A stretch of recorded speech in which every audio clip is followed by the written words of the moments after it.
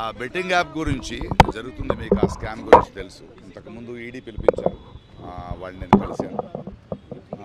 ఇందులో నా భాగస్వామ్యం లేదండి. 2016లో అప్పుడు ఇంకా బెట్టింగ్ స్టార్ట్ అవ్వలేదు. ఒక యాప్ గురించి యాడ్ చేశాను. ఆ తర్వాత అది బెట్టింగ్ అయితే దాని నుంచి నేను తప్పుకున్నాను. I did not take payment అంటే ఓకే అన్నారు. సిఐడికి కూడా ఒక సార్వజనికులు ఒకరు కంప్లైంట్ చేశారు మన పేర్లన్నీ చెప్పి. సో దాని గురించి పిలిచారు అండ్ వెళ్ళి మాట్లాడాను. 2017లో ఇక్కడ బ్యాన్ అయ్యింది.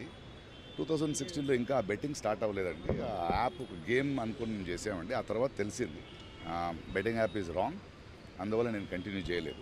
ఆ డీటెయిల్స్ ఇచ్చాను. ఆ తర్వాత ఏదైనా చేశారా, వేరే కంపెనీస్ ఏదైనా చేశారంటే లేదండి అని చెప్పాను, అంతే. బ్యాంక్ స్టేట్మెంట్స్ని అప్పుడే ఇచ్చాము, అందులో ఏమీ లేదని తెలిసింది. బట్ ఒకటి మా మాధ్యమం మూలంగా చెప్తున్నది, ఏదో అది కొందరు పెద్దవాళ్ళు చేశారు, వాళ్ళు చేశారు రూల్స్ అని కాదు. Betting app is wrong. Okay, అది చాలా యంగ్స్టర్స్ జీవితాలు పాడైపోతున్నాయి.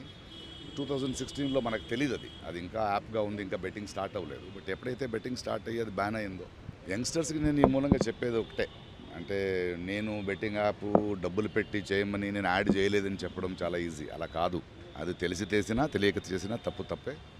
యంగ్స్టర్స్ ప్రజలు అర్థం చేసుకోవాలి. మనం కష్టపడదాం, కష్టపడి సంపాదిస్తాం. ఇలాంటి యాప్ పోయి చాలా ఫ్యామిలీస్, చాలా youngsters they have lost there lifes and I'm sorry for that and hope మనం దీని నుంచి నేర్చుకుంటాం. Thank you.